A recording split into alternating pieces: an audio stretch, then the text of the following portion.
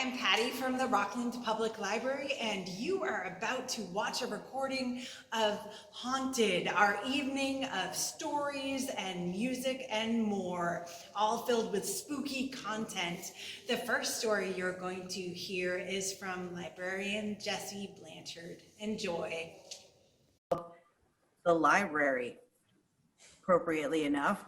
It comes from a book of short stories about haunted tales to tell for kids, but not quite kids, called Ghost. I can show you it. And this particular story is written by Jessie Ruffson. So here we go, The Library. Meg Harvin had never been to the library. Not many people went these days. But her teacher had given the class the assignment to check out a book, an actual book, he had stressed. Paper, not zeros and ones. So here Meg was at the front desk waiting for help from the librarian. She had heard about the old woman, everyone had. The children of the town did their best to stay clear of her, as they often did with people they found a bit off. The woman had been in charge of the town library for as long as anyone could remember. That was saying a lot, considering the building was almost as old as the town itself. Of course, nobody would suggest that she had been its librarian the entire time, but no one could imagine the library without the old woman, who was most often seen walking among the dusty shelves tending the books. Meg had heard that she cared for them as if they were her own children. Let me guess, Mr. Morrissey's class. The librarian shuffled out from behind the stack, giving Meg a start. Yeah, I'm looking for a book, the woman winked. I know, I've been a whole rash of you just looking for books. Follow me. She turned and pushed deeper into the library's recesses. Meg gave a glance around the old building. It wasn't the most inviting place. Large and cavernous, it easily let in the drafty winter air from outside. The chill seemed undaunted by the fire that crackled in the large stone hearth. The space had been used for barracks during the Revolutionary War.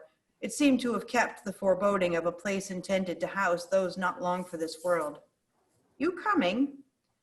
Meg looked up to find the woman staring at her from the steps that led to the library's lower level.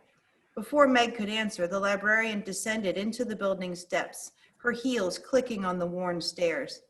Meg wondered why they couldn't just stick with the books on the main level. She sighed as she hurried to follow the woman down. The bottom level of the library was somehow even draftier than above, which Meg found puzzling since they were now underground.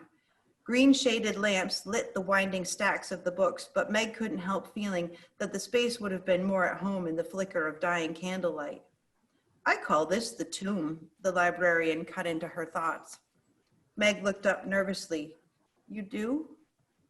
The librarian grinned and shook her head. No, I call it nonfiction. Meg smiled. The woman had picked up on her unease. Meg guessed it was kind of silly to be put off by a building. Sorry, my first time here. I wasn't expecting it to be so old? Meg nodded apologetically. The librarian smiled. You're a good one, I can tell. Lots of Morrissey's kids come through here, and they're not so nice. They don't respect the things that are old. She turned to continue on through the shelves. Meg noticed curiously that the woman had a habit of reaching out to pat the books as she passed. It seemed she was very deliberate about the ones she touched, only those that protruded from the shelf that were for some reason pushed forward. From the way they stuck out past the other books, it almost looked as if they were trying to escape. Some of the children that show up act as though I'm burdening them, as if being around books takes a toll. Do you believe that, sweetie? Meg was still thinking about the woman's odd habit of singling out books as she walked by. The whispers she'd heard seemed true. The way the old woman patted those books, it was as if she was comforting a child. Meg looked up to find the woman staring at her, waiting for a response. Sorry? Meg hazarded, not realizing she'd been asked a question. Are you one of those children that doesn't like to spend time around books? The librarian began cracking her knuckles ominously as she waited for a response. Meg stared for a moment. The menace in the woman's voice was not lost upon her. Truthfully, she didn't especially care for books, but under the woman's intense stare, she began to notice an eerie silence hanging in the room. The kind you get when a room full of people are holding their breath. The hush was only punctuated by the periodic cracks from the woman's knuckles. Meg had a feeling there was just one answer that would be appropriate here. "I love books," she lied. The librarian eyed her a beat, then broke into an approving nod. "Like I said, you're one of the good ones." She continued on to another set of shelves. Out of eyesight, Meg turned her attention to the books the woman had touched in passing. Meg pulled one off the shelf. The first thing that caught her attention was the leather that bound it. It was unlike any she had ever felt. Meg supposed it was from an animal not typically used for that purpose. Sheepskin? She also noticed that the title of the book was nowhere to be found, just a name, presumably the author, carved into the skin. Thomas Hawkins. Meg opened the book to find an engraved illustration inside. A heavy-lidded boy stared up at her, sorrowful and motionless on the page. "Ah, Thomas." Meg looked up at the sound of the librarian's voice. She was standing beside her, staring at the illustration. After taking a moment to eye the thin black lines that comprised the boy, the woman smiled and pulled the book from Meg's hand. "You know what I've found? When children spend enough time around books, even the worst ones seem to come around. In the end."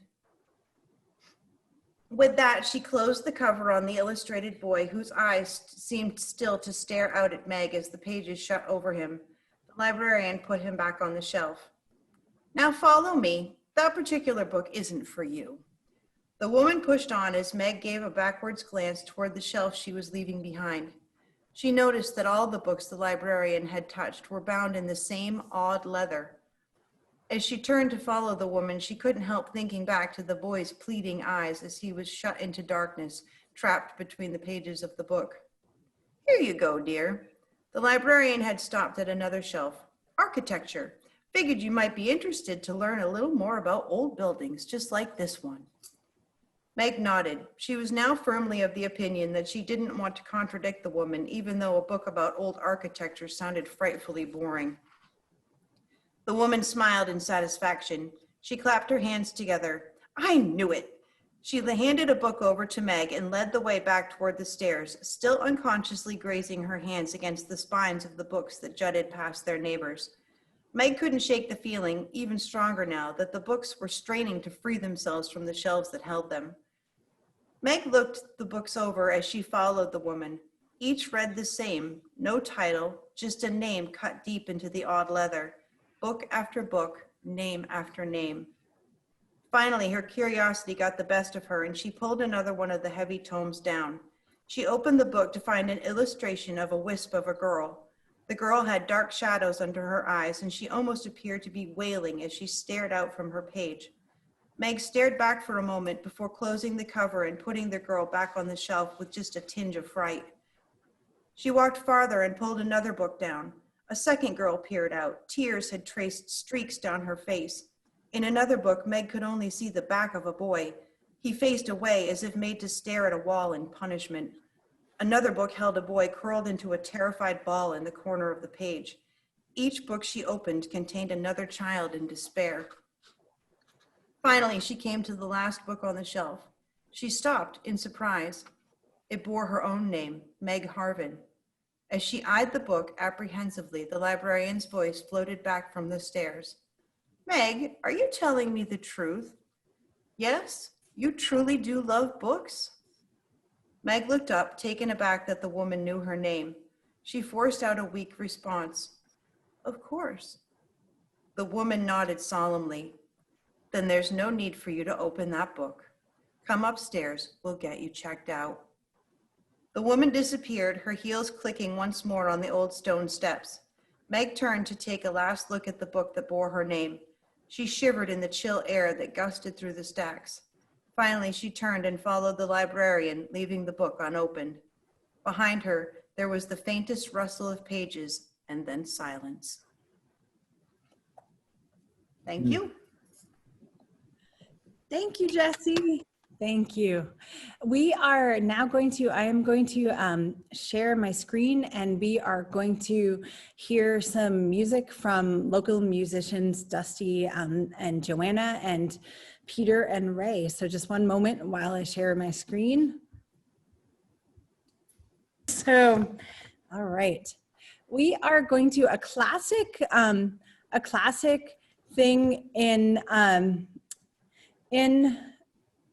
songs and stories and folklore is the whole concept of picking up a hitchhiker on a lonely highway and then kind of what happens after you do that. And this song tells that story. And here we go. Here is Bringing Mary Home.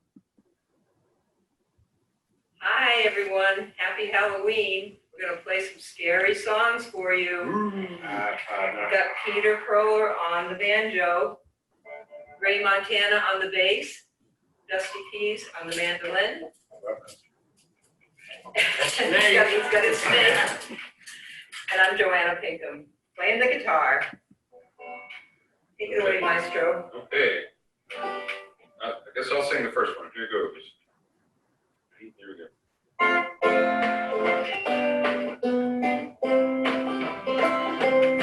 I was driving down a lonely road on a dark and stormy night, when a little girl beside the road showed up in my headlight. I stopped when she got in the back in a shaky tone. She said, "My name is Mary, please won't you take me home?" She must have been so frightened alone there in the night. There was something strange about her, her face was deadly white. She sat so pale and quiet in the backseat all alone. I never will forget that night I took Mary home. I pulled into the driveway where she told me to go. Got out to help her from the car and opened up the door.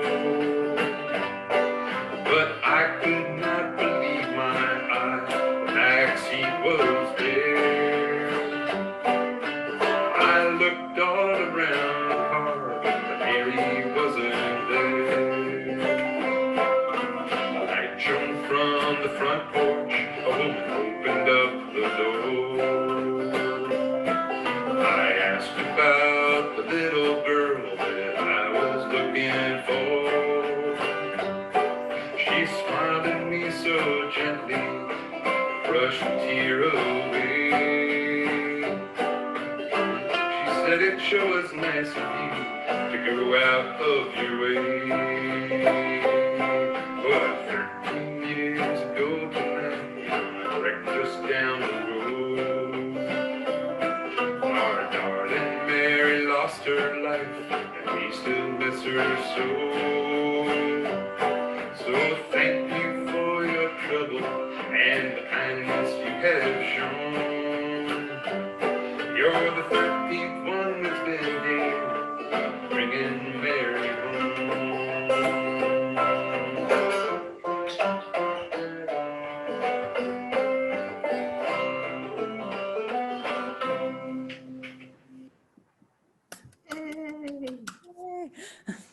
So that was Bringing Mary Home. And I am going to invite Arnold to share his story. Arnold, I'm going to ask you to unmute.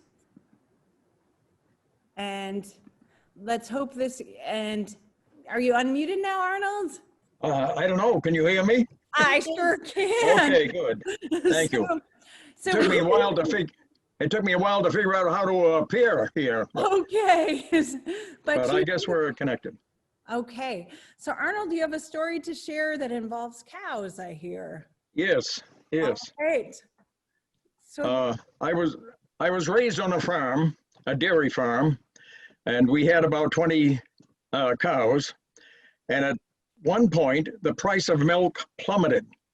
So my father sold the cows, and we went into the poultry business for a while. But we kept 2 cows for our own use, and a few neighbors who bought milk from us. And since my brother and I had to get ready to go to school, my father milked the 2 cows in the morning, and my brother and I took turns milking the cows at night.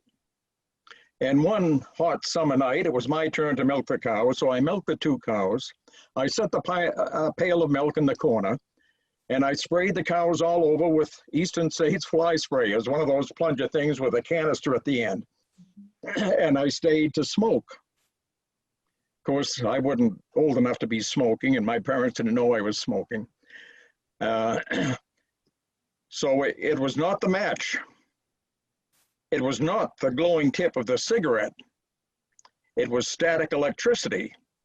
The cow flicked her tail near my hand, and I saw the flash and heard the snap, and whoosh, both cows were ignited, stamping and bellowing.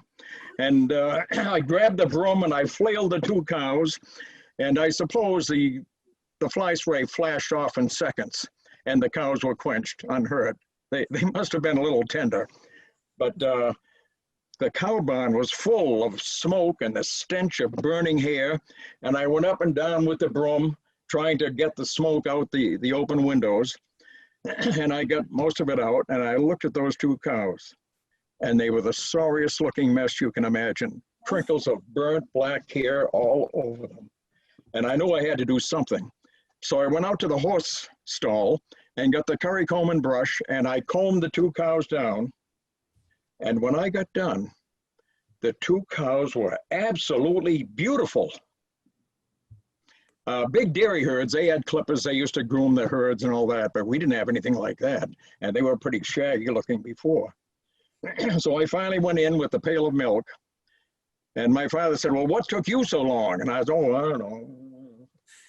And I thought, when he goes out to milk those cows in the morning, he's going to know exactly what had happened and what I had done. And I worried about it all through school the next day. And when I got home, he didn't say anything. And it went on for a week, my nervousness about it, because at the time, it had made such a racket, and the barn was connected to the house by a long shed, and I figured he would hear it, and I'd be in a lot of trouble, not only for setting the cows on fire, which of course I didn't do on purpose, but for smoking.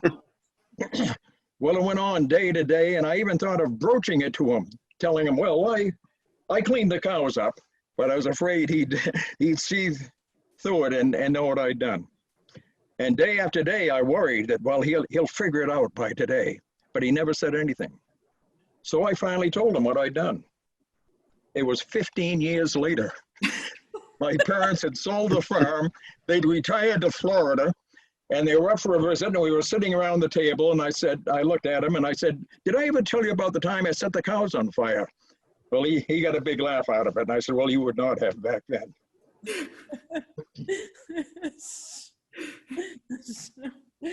Thank you, Arnold. Thank you. That was great. Thank you for sharing. And Okay. we're going to hear another song from local musicians, and I'm going to share the screen. And so the next song we're going to hear is about shipwrecks, and it's called The Waves Roll Out.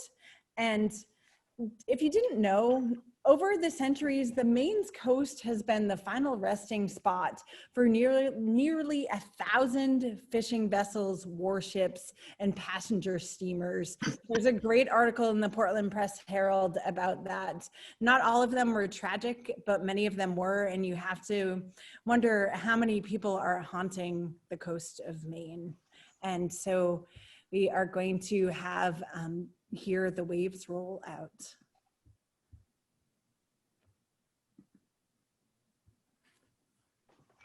Hi, this song is by Bob Gibson, who's probably best remembered for introducing Joan Baez in 1959 at the Blue Bluff Folk Festival.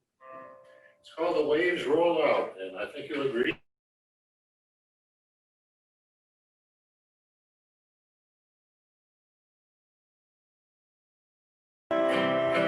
Come along, boys, listen to my song. About the days when the fish ran thick, and I was young and strong. When we set sail one morning, in the teeth of a howling wind, and the waves rolled out, and the waves rolled in. Late that night, the roads are gale, and it snapped the mast like a stickle, and it ripped the sail. And you should have seen the compass roll as the ship began to spin, and the waves rolled out, and the waves rolled in. And the sky turned red, the sea turned white, and I heard a weird old wind cry tear through the night. And the sea opened up like a gaping jar, and it pulled us screaming in, and the waves rolled out, and the waves rolled in.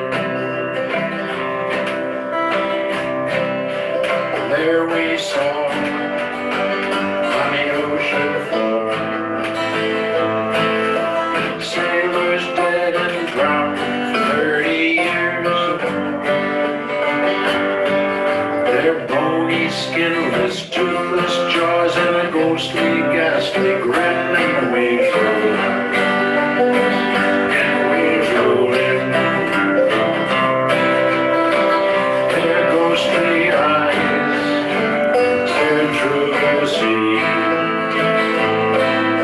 and each one screamed and reached a bony hand for me,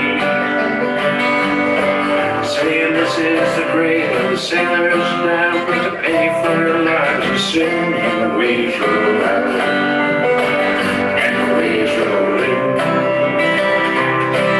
The morning found beyond the shore,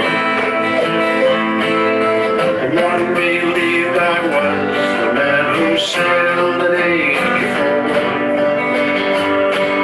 My hair was white, my eyes were old, I was bent and thin, and the waves rolled out, and the waves rolled in. Now, bully boys, you heard my song about the days when the fish ran thick, and I was young and strong.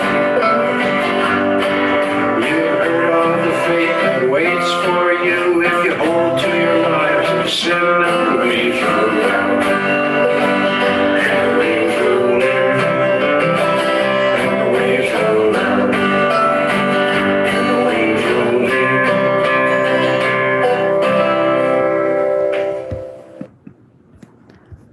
All right, that's The Waves Roll Out. And now I am going to, Alan, I muted you, but I'm going to ask you to unmute if you can. And can you, is it working? How's that?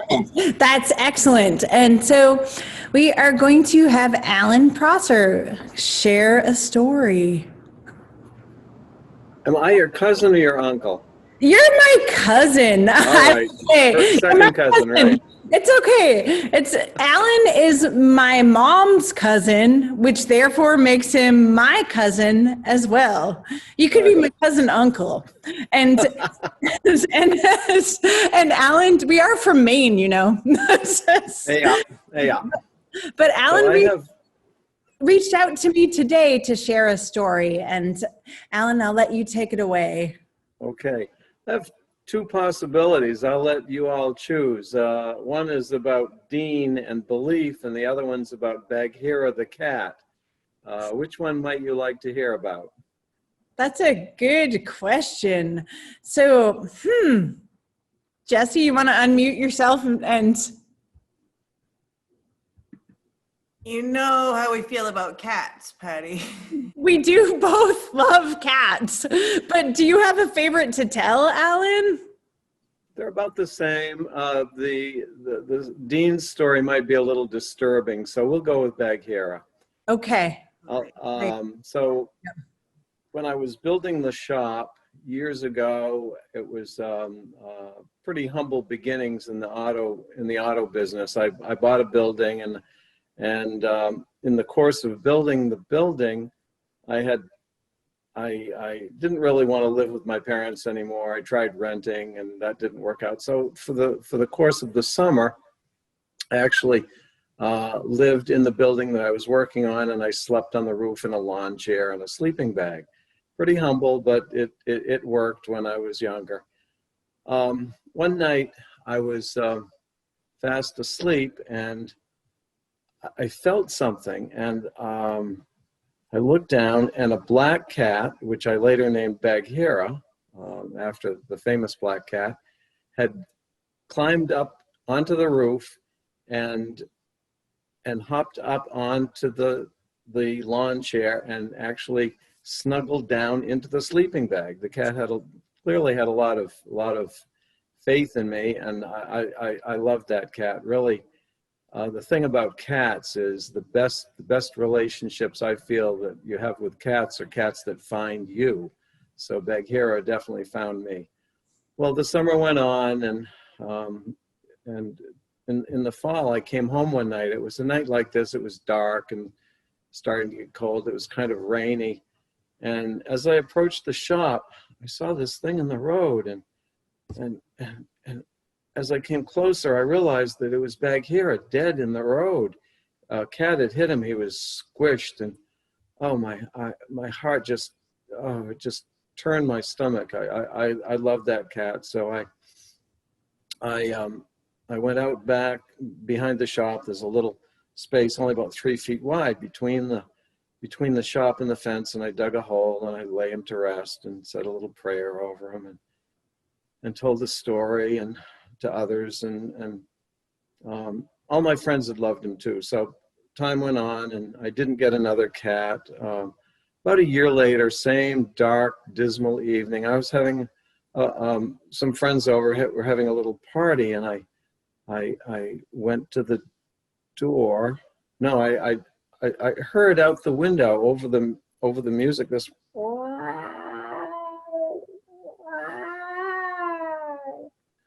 So I went to the door, and I opened the door, and something just flew in between my legs and ran in and ran up the steps to the bed. I had a loft bed, and I went back into the room, and I said to my friends, "Did you see that?" They said, "Yes, a black cat came in and zoomed right up the steps." I said, "Wow, that's odd." So I went up the steps into the bed, and it was Bagheera. He had his face was it was almost a year to the day since I buried him, and his face was all scun over. He was black, but it was all scar tissue, and his teeth his jaw had been wired. The wires were still there. Clearly, I can see why he didn't return to me, because anyone that was mean enough to bury a cat alive wouldn't be the beneficiary of the cat's company. So, and he lived another year or so after that. True story. Whoa. Wow. Thank you for sharing.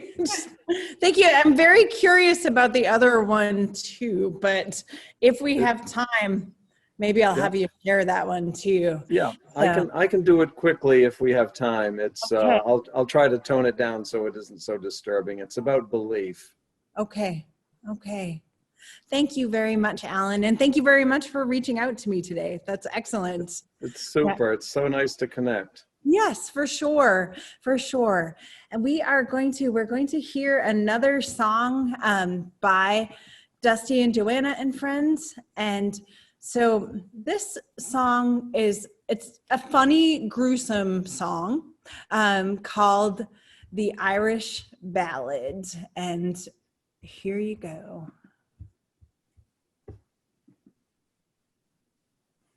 The Irish Ballad by Tom Lehrer.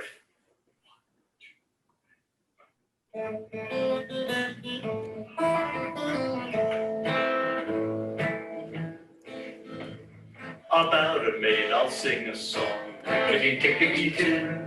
About a maid I'll sing a song who did not have her family long. Not only did she do them wrong, she did every one of them in. She did every one of them in.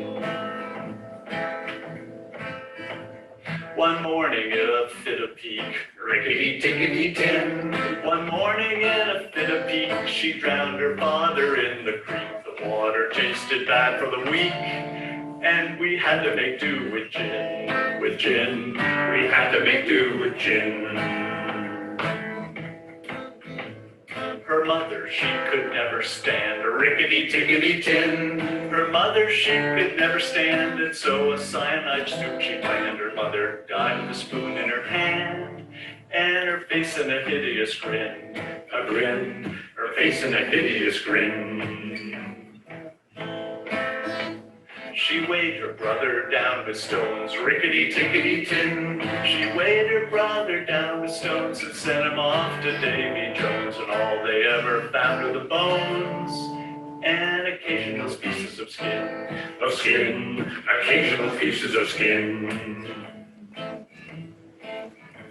She set her sister's hair on fire, rickety-tickety-tin. She set her sister's hair on fire. As the flames grew higher and higher, she danced around the funeral pyre, playing a violin, playing a violin.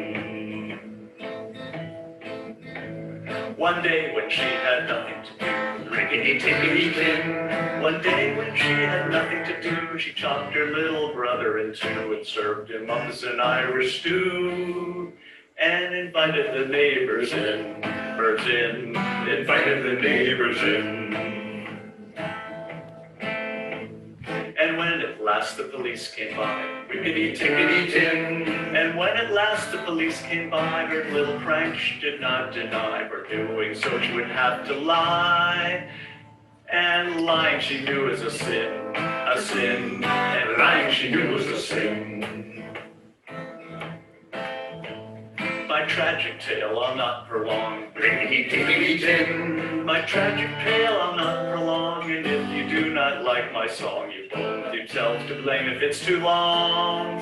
You should never have let me begin. You should never have let me begin.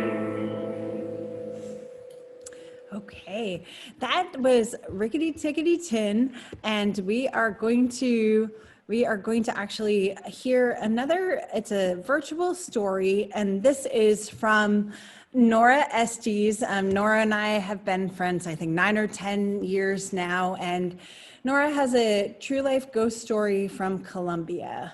So here we go. Here's Nora's ghost story.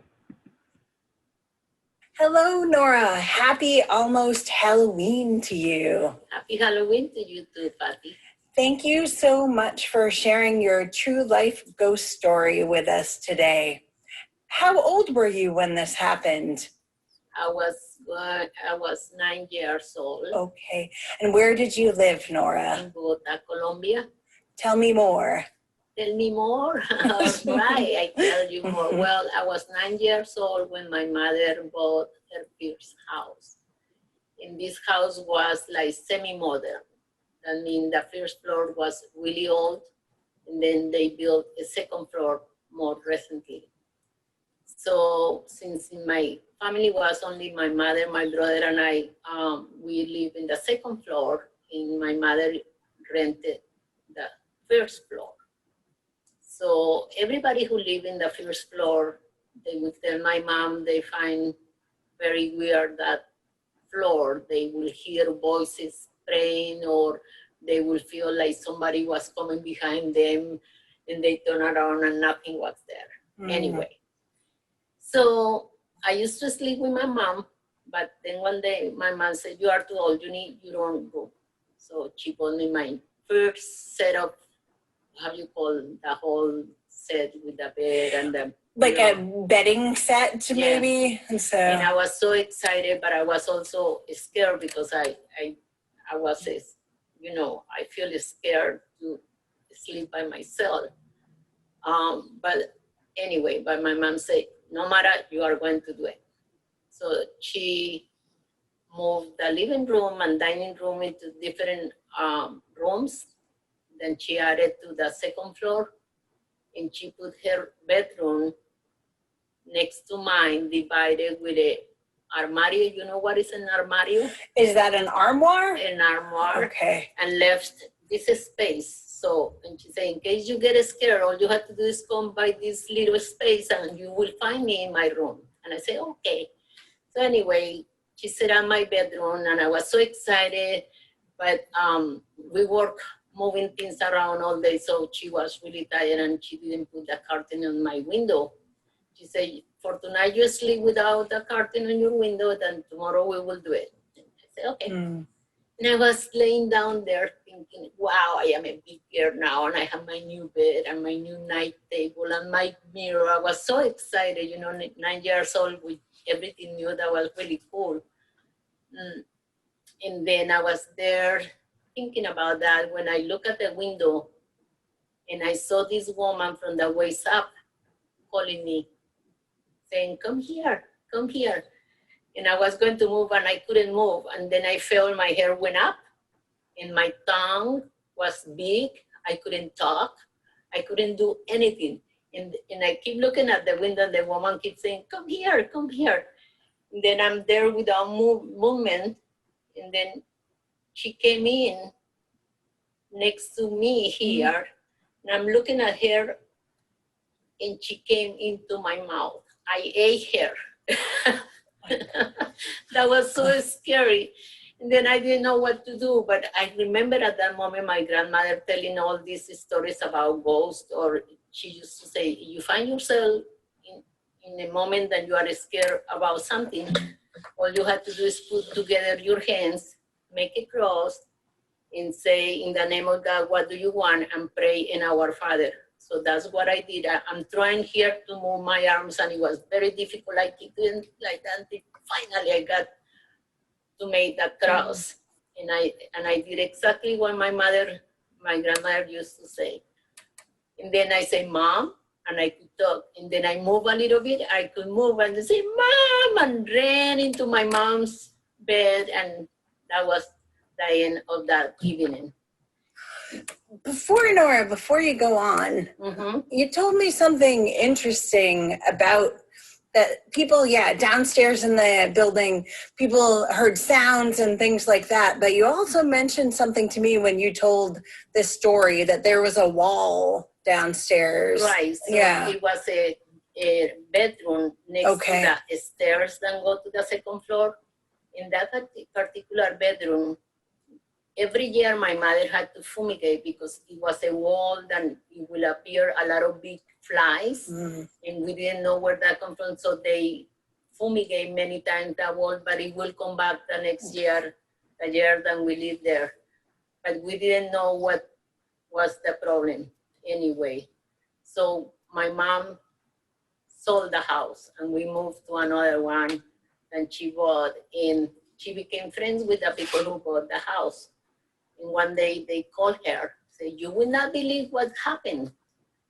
The pipes were broke in the first floor, so they had to pick up the floor, open, remove floor and open to find the pipe that was broke. And so some of the pipes were under that room. So they had to pick up the floor of that room. And what they find there was a skeleton of a woman. And how they knew that, because it has like pantyhose around the legs bones, like, you know. And so my mother asked, what are you going to do? And they say, well, before all of us, there were like 9 owners of the house. So it would be a long investigation, but it seems to be like somebody killed that person. And that's why everybody were hear things and feel like a spooky first floor. I think that soul of that woman was asking for somebody to find her. Yeah, for help maybe. Yeah, and so I think that's the person that I saw on the window because I was a child and they scare more people who are vulnerable, and a child, you know, always. And so that's my story, but I had that experience. And they say after they removed the bones out of that room, nobody heard anymore like scary things or in the house. Yeah. Well, thank you for sharing, Nora. You're welcome. It's pretty My amazing. pleasure. Yeah. Thank you. Right. That's my friend Nora's true life ghost story. I'm going to read a story, which is actually a fairy tale, and it's actually a Grimm's fairy tale, and not all fairy tales are kind of rosy, and this is one of those that's not so rosy, and it may not be familiar to some of you. It's called The Juniper Tree, and here it is. 2,000 years ago, or a very long time anyway, there lived a rich man and his good and beautiful wife. They loved each other dearly. There was only one thing they needed to complete their happiness, and that was children. But as much as they longed for a child, no child came. Now in front of their house was a courtyard where there grew a juniper tree. One winter's day, the woman stood under the tree peeling an apple, and as she did so, she cut her finger, and a drop of blood fell into the snow. She sighed. If only I had a child as red as blood and as white as snow. As she said that, her heart lifted and she felt happy.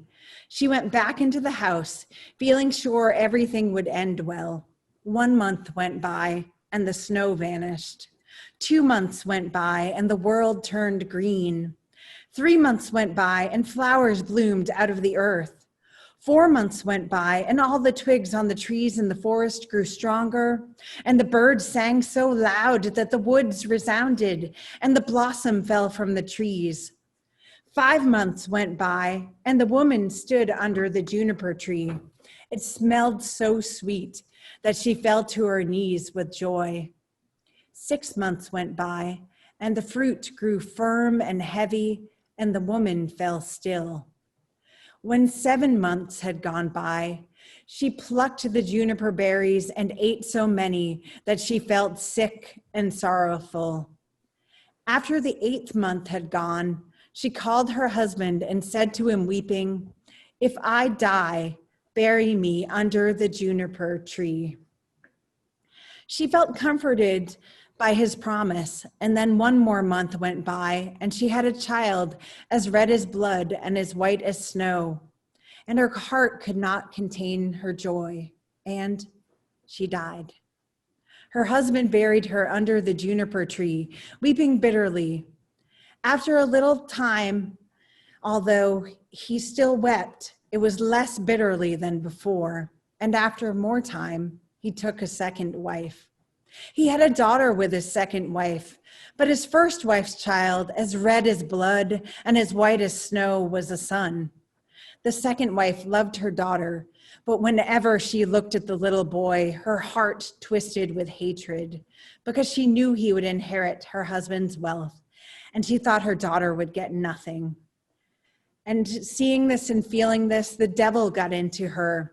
And she never left the little boy alone. She slapped and cuffed him. She shouted at him until the poor child was so terrified, for there was nowhere he could find any peace. One day, her little daughter, Marlene, came in and said to her, "Mama, can I have an apple?" "Of course, my dear," said the woman, and gave her a fine apple from the chest, a chest that had a heavy lid with a sharp iron lock. "Mama, can my brother have one too?" said Marlene Kane. Mention of the little boy made the woman angry, but she contained herself and said, "Yes, of course, when he comes home from school." Just then she looked out the window and saw the little boy coming home. And it was as if the devil himself entered her, because she seized the apple from the girl and said, "You're not going to have one before your brother." She threw the apple into the chest and shut it, and Marlene Ken went up to her room. The little boy came in, and the woman said sweetly, "My son, would you like an apple?" But her eyes were fierce. "Mama," said the little boy, "you look so angry."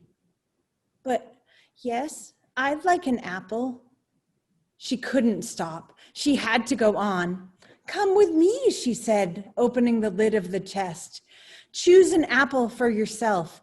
Lean right in. That's it. The best ones are at the back." And while the little boy was leaning in, she slammed down the lid, and his head fell off and rolled in among the red apples. She felt horribly afraid and thought, "What can I do? Maybe there's a way." And she ran upstairs to her chest of drawers and took a white scarf and sat the little boy in a chair by the kitchen door and set his head on his neck again and tied the scarf around it so nothing could be seen. Then she put an apple in his hand and went to the kitchen to put some water on the stove to boil. And Marlene Ken came into the kitchen and said, "Mama, brother is sitting in the chair, and he's got an apple in his hand, and his face is so white. I asked him to give me an apple, but he didn't answer me, and I was frightened." "Well, you go back there and speak to him again," said the mother. "And if he won't answer you this time, smack his face." So Marlene Ken went to the little boy and said, "Brother, give me the apple." But he, of course, sat still and said nothing. So she smacked his face, and his head fell off. Marlene Ken was terrified. She screamed and cried, "Oh, mother, I've knocked my brother's head off." She sobbed and cried, and nothing would comfort her. "Oh, Marlene Ken, you bad girl, what have you done?" But hush, don't say a word about it. It can't be helped. We won't tell anyone. We'll put him in the stew. So she took the little boy and chopped him into pieces and put them in the pot. Marlene Ken couldn't stop crying. In fact, so many tears fell in the water that there was no need for salt. And presently the father came home and sat down at the table. He looked around and said, "Where's my little boy?" The woman put a large dish of stew on the table. Marlene Ken was crying and crying helplessly. The father repeated, "Where's my son? Why isn't he here at the table?" "Oh," said the woman, "he's gone away to visit his mother's great uncle's family. He's going to stay with them for a while." "But why? He didn't even say goodbye." "He wanted to go. He said he was going to stay for 6 weeks. Don't worry, they'll look after him." "He shouldn't have gone like that without asking me. He should have said goodbye." But then the father began to eat. And he said, "Marlene Ken, dear, why are you crying? Your brother will come back, don't worry." And then he ate more stew and said, "Wife, this is the best stew I have ever tasted. It's delicious. Give me some more." "But why are you two not having any?" "I've got the feeling that this is all for me." And he ate the whole dish, every scrap, and threw the bones under the table. Marlene Ken went to her chest of drawers and took out her best silk scarf. And she gathered up all the bones, tied them up in the scarf, and took them outside.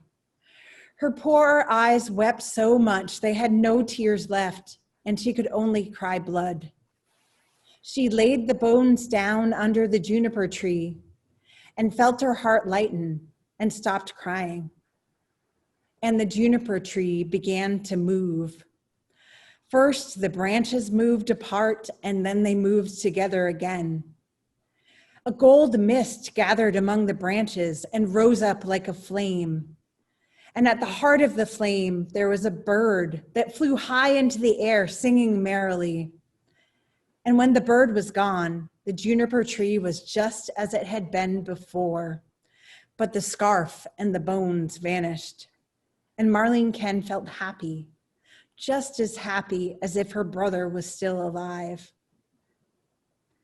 Meanwhile, the bird flew away.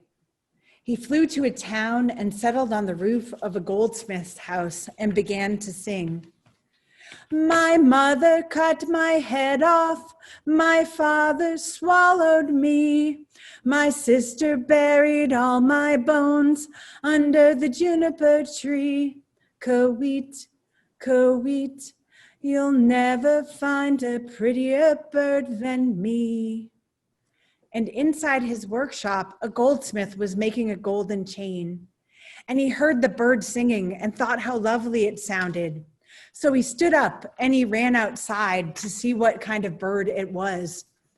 He left the house in such a hurry that one of his slippers fell off. And he stood in the middle of the street in his leather apron and one slipper on, and with his pincers in one hand and the gold chain in another. And he saw the bird and shaded his eyes from the bright sun. And he called out, "Bird, that's a lovely song you're singing. Sing it again." But the bird said, "Oh no, I don't sing twice for nothing. Give me that golden chain and I'll sing for you." And the goldsmith gave him the chain. And the bird flew down and took the golden chain in his right claw. And he sang, "My mother cut my head off, my father swallowed me."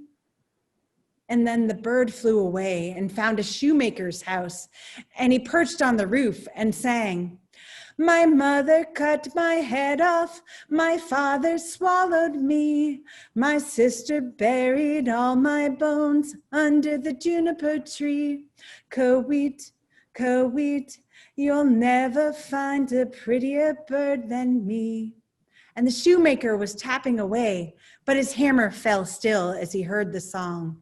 And he ran outdoors and looked up, and he had to shade his eyes because the sun was so bright.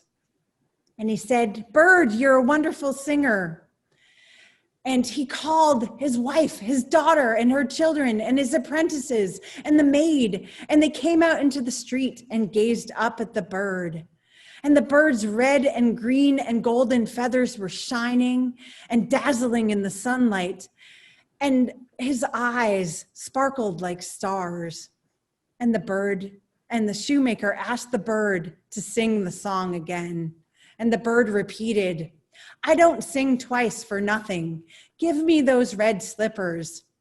And so his wife ran in and brought out the slippers, and the bird came down and seized them in his left claw. And then he flew around their heads singing, "My mother cut my head off, my father swallowed me." And then he flew away out of town along the river, and in his right claw he had the golden chain, and in his left claw he had the slippers. And he flew until he came to a mill. And the mill wheel was running, and there were 20 apprentices outside, sitting down chiseling a new millstone.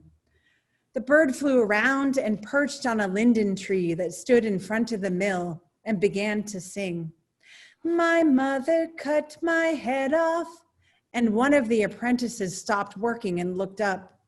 "My father swallowed me." 2 more stopped working and listened. "My sister buried all my bones." 4 of them stopped. "Under the juniper tree." And 8 put their chisels down. "Coeet, coeet." Now 4 more looked all around. "You'll never find a prettier bird than me." And then finally, the last apprentice heard and dropped his chisel, and they all broke into cheers and clapped and threw their hats in the air. And the last apprentice said, "I only heard the last line of the song. Please sing it again for me." And of course, the bird said, I don't sing twice for nothing. Give me that millstone and I'll sing you the song again. So the 20 apprentices took a long beam and laid the end under the edge of the millstone and heaved it up. And the bird flew down and he put his head through the hole in the middle and he wore the millstone like a collar. And he flew up and he sang, my mother cut my head off, my father swallowed me. And then when he finished singing the song, he flew up into the air. In his right claw, he had the golden chain. In his left claw, he had the shoes. And around his neck was the millstone. And he flew all the way back to his father's house. And the father and mother and Marlene Ken were sitting at the table. And father said, you know, I feel happy for some reason. I feel better than I have for days. And the wife did not feel at all the same. And she said, I don't feel well at all. I feel as if a bad storm were coming. And Marlene Ken just sat and wept. And then at that moment, the bird arrived.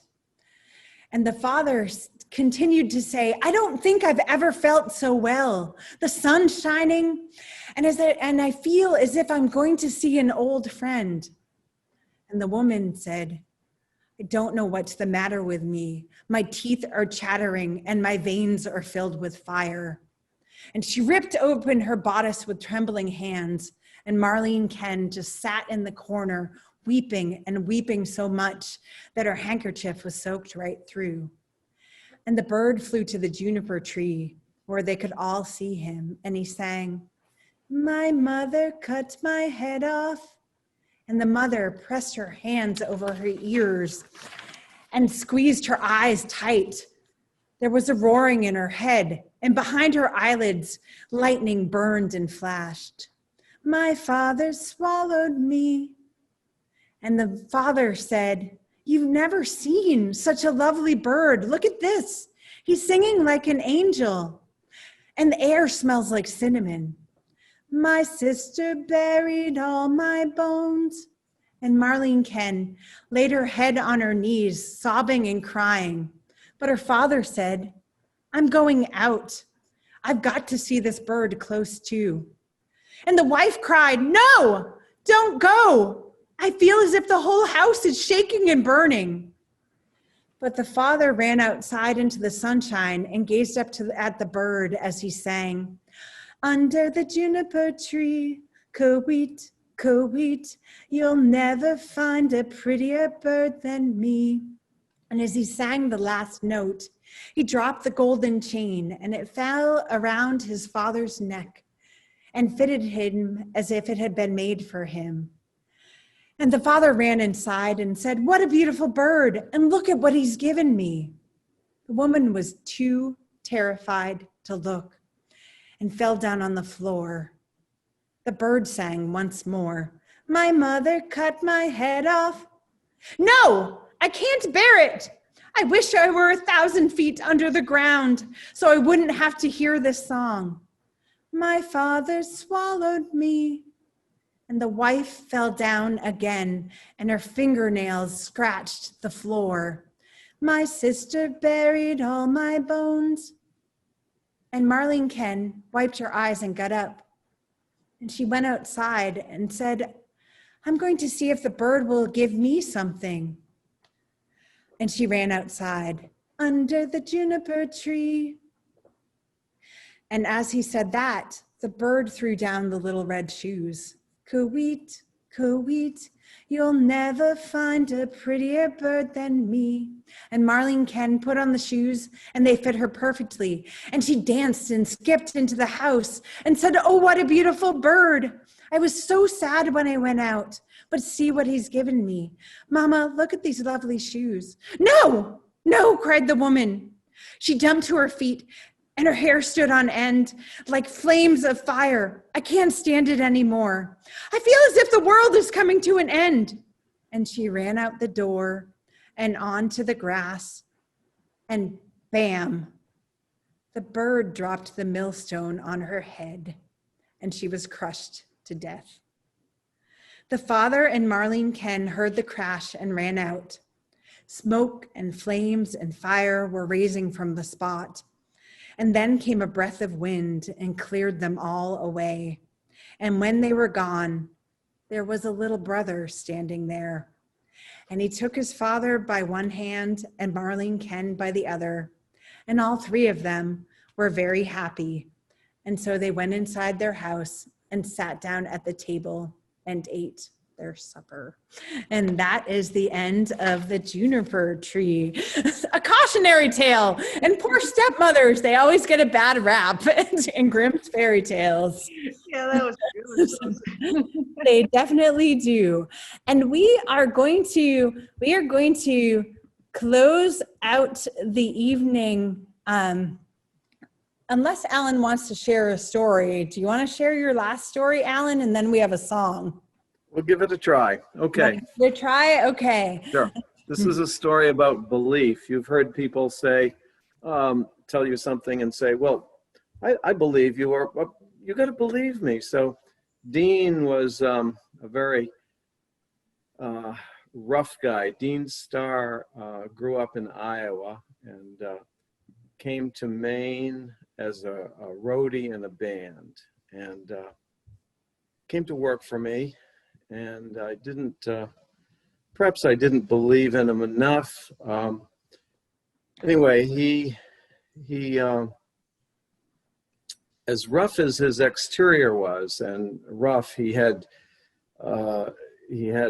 flaming red beard, red hair, always wore a baseball cap. I don't think he ever shaved. As rough as he looked on the outside, he had a heart of gold, and people really loved him. On his passing, the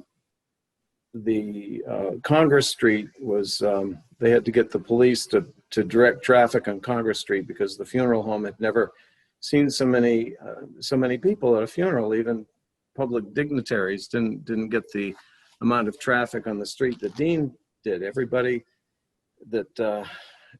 in his life loved him. So on his 40th birthday, a friend of his gave him, I think it was a hit of heroin, and Dean, our neighbor, found Dean sitting up against a building halfway between the bar that he frequented and his house, looking very comfortable but stone dead.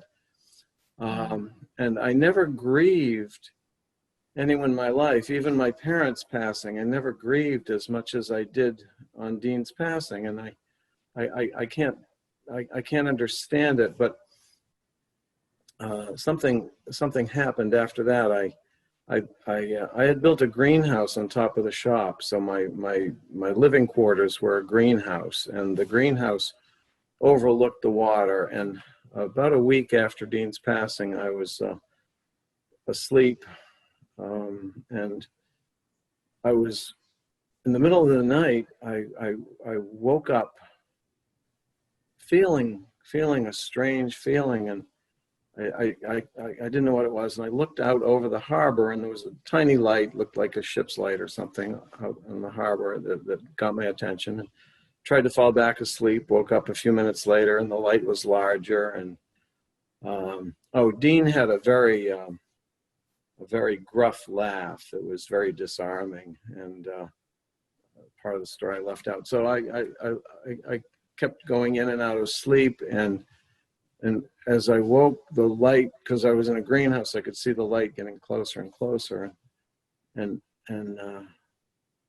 I started to feel really strange, and soon the light was big as a street light, and it was right outside the greenhouse windows. And then as it passed through the windows, I could see the features, and it was Dean's face, and he laughed his characteristic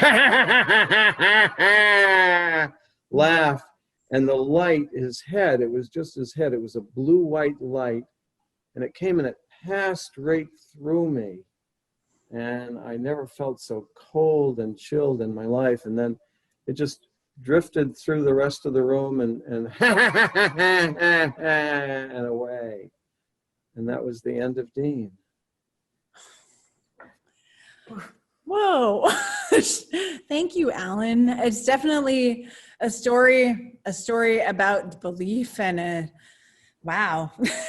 Thank you so much. It really happened. Yeah. Yes, no, I believe you. I believe. And we are going to round out the evening with another song by Dusty and Joanna and Friends. This one also has a little bit of humor, a lot of humor in it. It is called The Chainsaw Killer's Lament. And here we go, one moment, and I'll share the screen and we will hear that.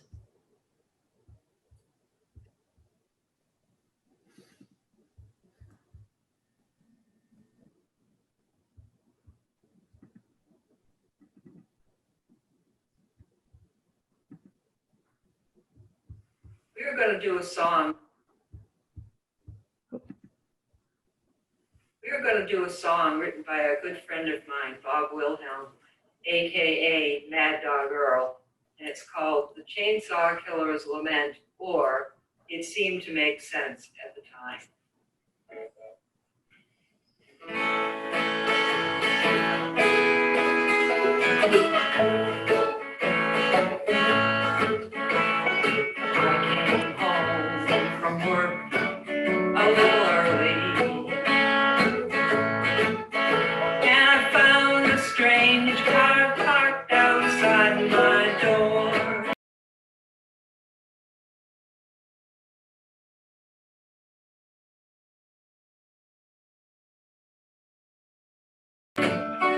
With a stranger I had never seen before. He was wearing my new bathrobe, stretched out across the bed.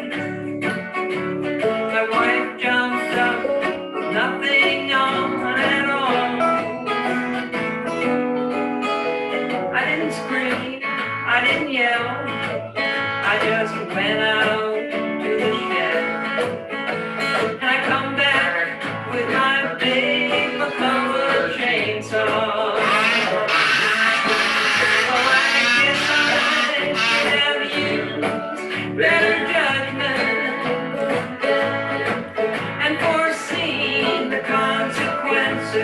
Of my crime. In retrospect, I must concede it really was a heinous deed, but it seemed to make sense at the time. It seemed to make sense at the time. I put the severed limbs into a trash bag. It's a good thing that I buy the hefty kind. And as I drove, I threw the dead meat out the window. I did my best to leave the past behind. Then I stopped in for a burger, and before I could even swallow, the police came to drag me from the scene. I guess I wasn't hard to catch. All they had to do was follow the trail I left of livers, hearts, and spleens. Guess I should have used better judgment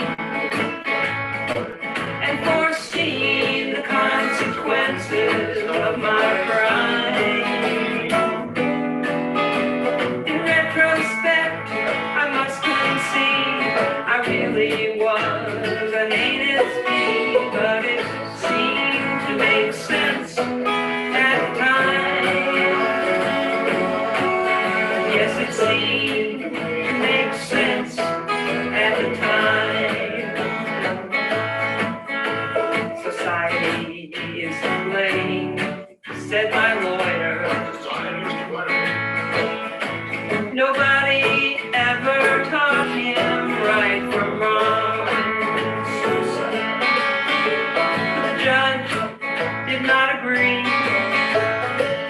sentence me to life, and I don't believe I can stay in jail that long. And the judge glared down at me and asked me what I had to say. So I suggested something he could eat. And in all the confusion, I just grabbed Exhibit A and turned that jury into luncheon meat. Well, I guess I should have given better judgment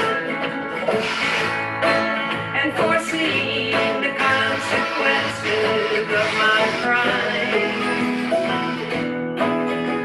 In retrospect, I must concede it really was a heinous deed, but it seemed to make sense at the time. Yes, it seemed to make sense at the time.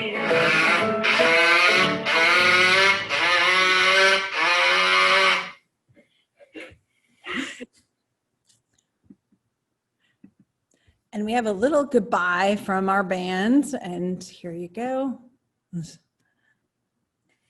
Happy Halloween. And thank you, everybody, for coming tonight. Thank you to everybody who shared their stories. I don't know if we have anybody among the listeners who wanted to share a story, but thank you to the listeners for coming as well. Thank you, Alan, very much. Thank you, Arnold. Thank you, Jessie. And happy Halloween to everybody. And I hope you enjoy this great fall evening. Jessie, anything else? Nope, we'll see you. I'll see you in a couple weeks, and hopefully we'll see everybody next Thursday at our next Thursday's concert. Yeah, next Thursday is Sarah Crosby's concert, and then Jessie will be here with the Central Maine Ghost Hunters on the 29th. So have a great night, everybody. Good night. Bye. Bye.